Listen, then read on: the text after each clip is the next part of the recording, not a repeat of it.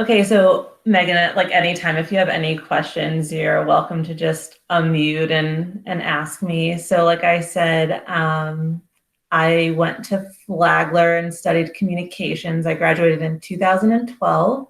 I'm currently the director of corporate communications at Firehouse Subs. And honestly, had no idea this is where I would end up, because when you go to school, and maybe you feel this way too, like you don't, at least for me, I wasn't sure what my path was going to be at all. So I knew it was communications, but I didn't know exactly what you could do with communications. So I also minored in psychology just because I enjoyed it. Not like it doesn't really help currently in my role, but it is something that I definitely enjoyed, and that's why I decided to minor in psychology while I was at Flagler. But when I went to school, I honestly thought I was going to do journalism.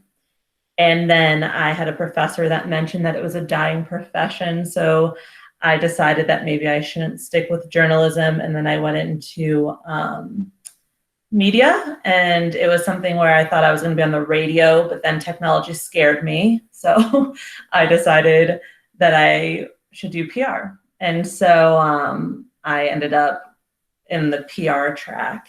And that was probably one of the best things that could have happened to me, because I really developed a great relationship with one of my professors who helped me to get where I am today. So I think it's just true for life in general. Like when your graduation day comes, don't think you're going to hop into exactly what you're going to do for the rest of your life. And it's okay if you don't. I mean, you might be lucky and you do, but if you don't, just be patient with it and keep an open mind and keep just looking at different routes. And I know you said you like marketing, or you're in marketing right now. So just keep your mind open, because maybe it's digital marketing that you decide to do. Like, don't just narrow yourself to one sort of search when you are looking for a job post-graduation. And currently, you're probably all set with all of your classes and all that. But one piece of advice, or something that I wish I would have done when I was in school, was listen to my advisor a little bit more. So if there's something your current advisor is telling you to do, a class to take, I would 100% listen to them. And in my case, it was graphic design. My advisor kept encouraging me to minor in graphic design. And again, I'm not sure what the curriculum entails currently at Flagler, if you're in marketing, if you're required to already take graphic design classes. But at the time, we weren't required. And so I would definitely encourage that. I see you unmuted yourself. Is that something that you currently take, graphic design? I don't know. Oh, okay. I might ask about that.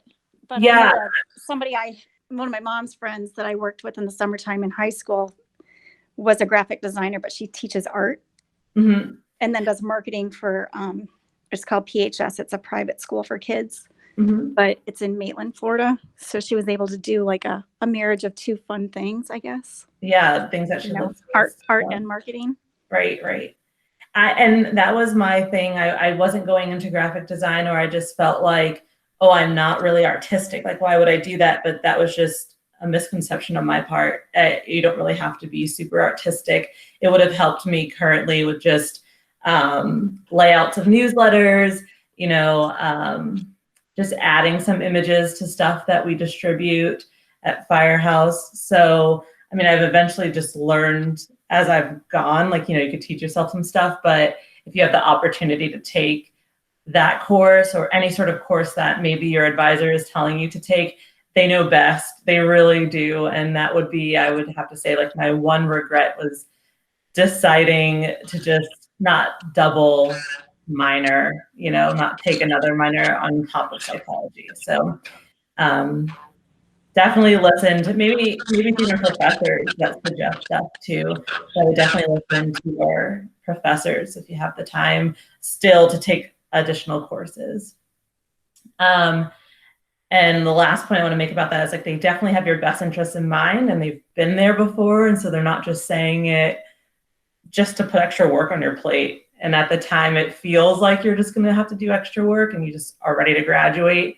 But in the long run, I think it makes you as an individual more marketable when you are applying for jobs. I know right now I'm applying for internships. Like I have an opportunity to there's two that are available to me, but they're both like really different from each other. Mm-hmm. That's awesome too. Would this be your first internship that you would be participating in?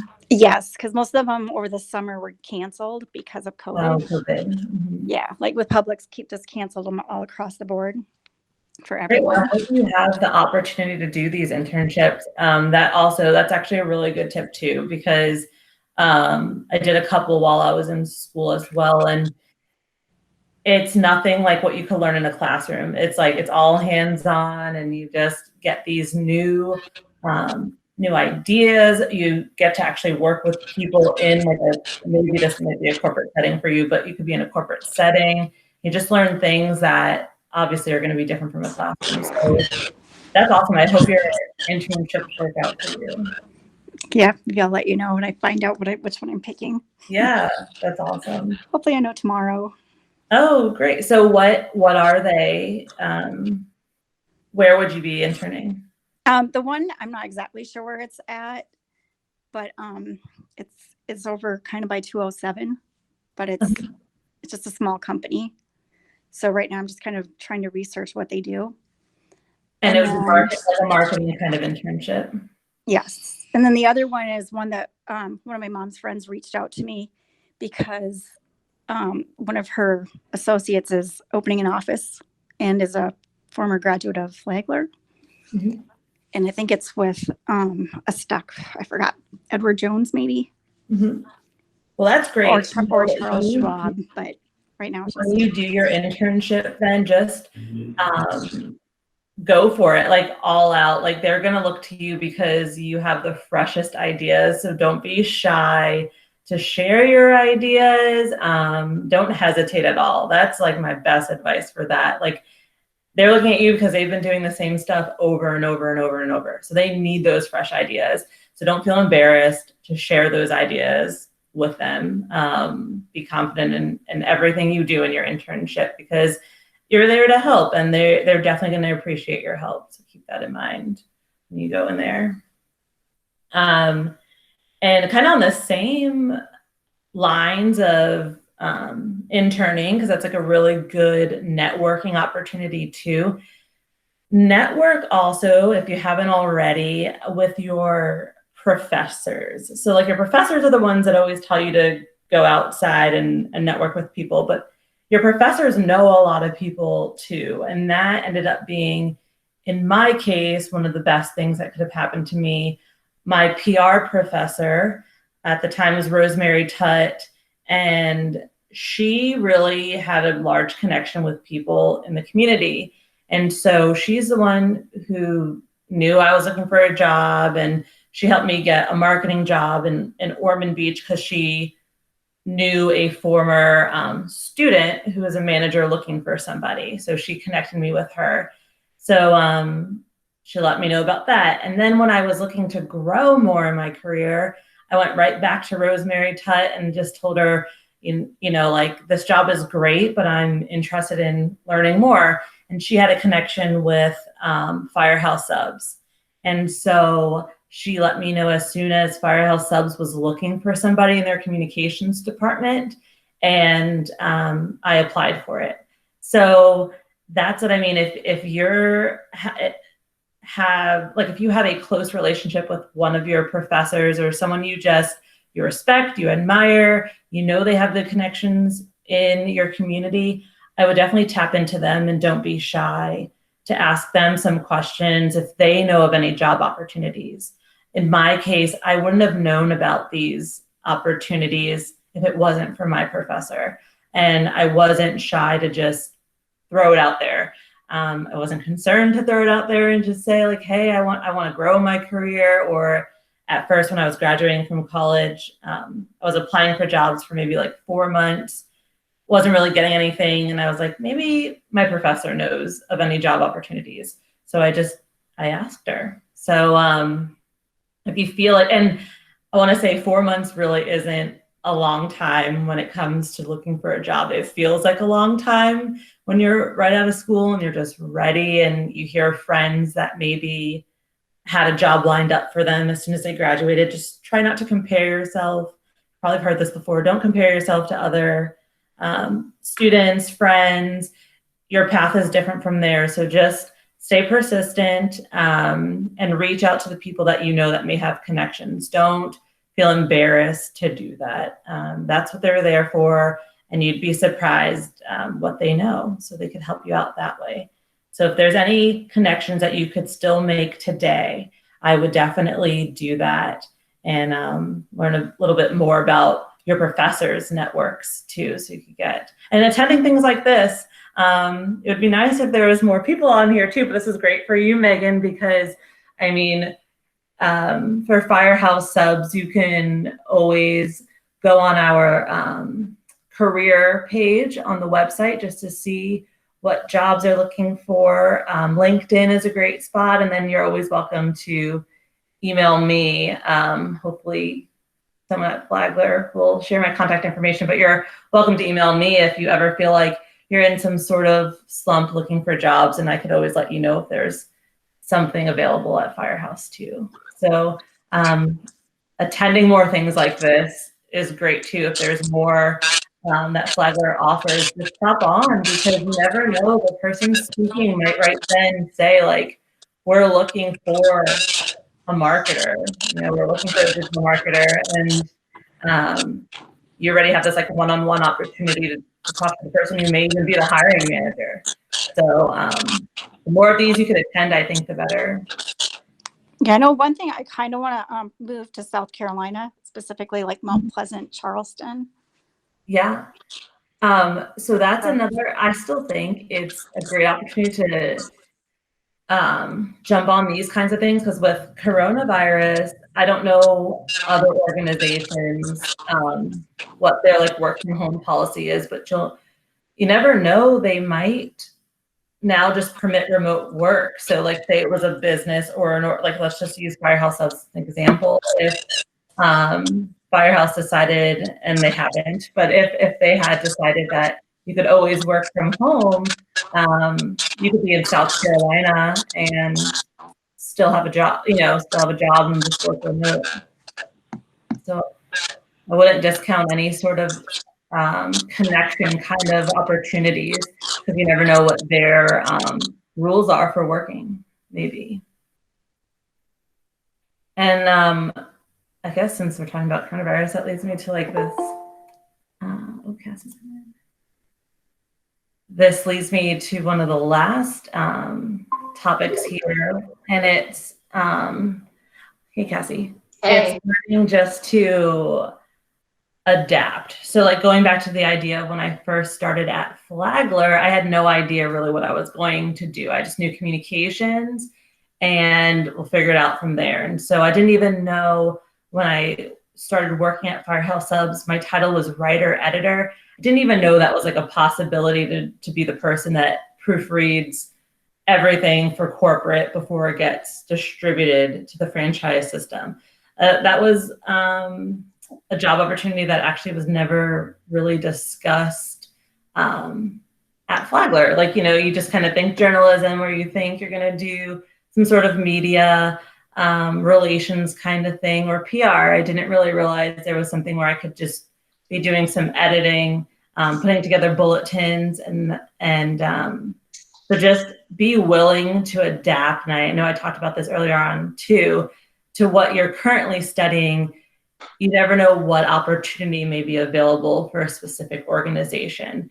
Don't put yourself in this one box. It's really good if you just, even when you read job descriptions too, you may read a bullet that's like, oh, that's not me. Like, I've never done this before. It doesn't matter. Like, still apply for it, because you might have some other skills that they're looking for. So don't let that one bullet make you think, oh, I won't be good for this.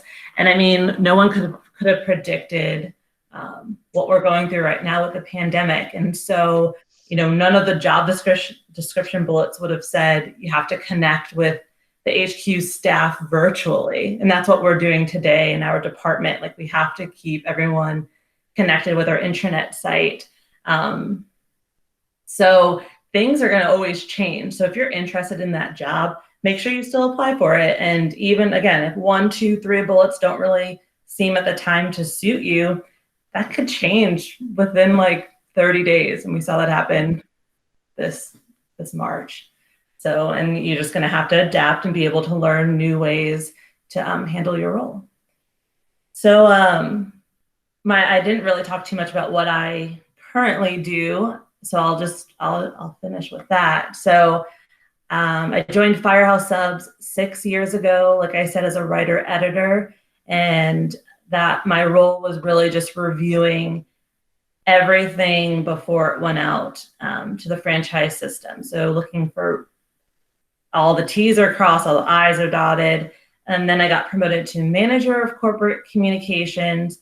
And then my role just expanded a little bit more. I had to start connecting with the HQ team and the franchise system. I eventually brought somebody on board when I got promoted to senior manager of corporate communications to help with all of these newsletters that we were creating. And then I got promoted to director of corporate communications, and I brought somebody else on board. So we're a team of 3 now. And then that individual helps with a lot of the HQ communication. So we're divided into 2 different divisions. We have just strictly HQ messaging, and then we have messaging that goes out to our franchise system. And we communicate mainly through what we call bulletins. We send those out weekly. There's never a shortage of information that goes out. And then on the HQ side, it's a lot of fun. We do just like, we highlight pets of the week. So our team members will send in pictures of their dogs and cats that they want to just share. And that's been really great during this. Did somebody come up with that idea? What's that? Did somebody come up with that idea? Yeah, actually the communications coordinator. So this gentleman on my team, he came up with that. Yeah. Yeah, I'm a kitty foster. Part of the reason why I live off campus. Oh, that's sweet. Yeah, so I'm on my 3rd cat. Oh. With the goal of rehoming. So I'm always getting an older senior cat. Oh, that is so nice, because they're often neglected. It's very nice. Yep, the first one was from St. Augustine.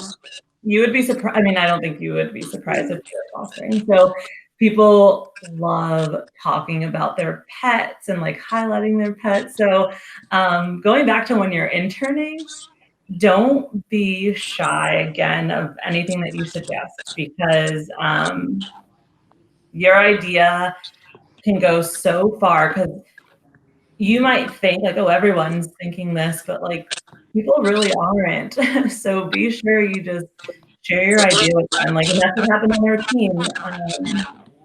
The gentleman on my team suggested it, and I was like, that's great. People are going to eat that up. And they did. So that's really, I mean, that's all I have. Like, if you have any questions, I'm happy to answer them. No, but I do think I'll probably email you if I think of anything. Yeah, so it's, you know, I'll just tell you right now. So it's, or I'll put it in the chat. I don't know if you have like you can see it or not, but I'll chat it and let me know if you see it. Okay. Yeah, feel free to email me anytime. Yeah, I can see that. I'll just screenshot it, I think. Yeah, perfect. Make sure I spelled my last name right. That's better than me trying to write it. Yeah, you can email me at any time.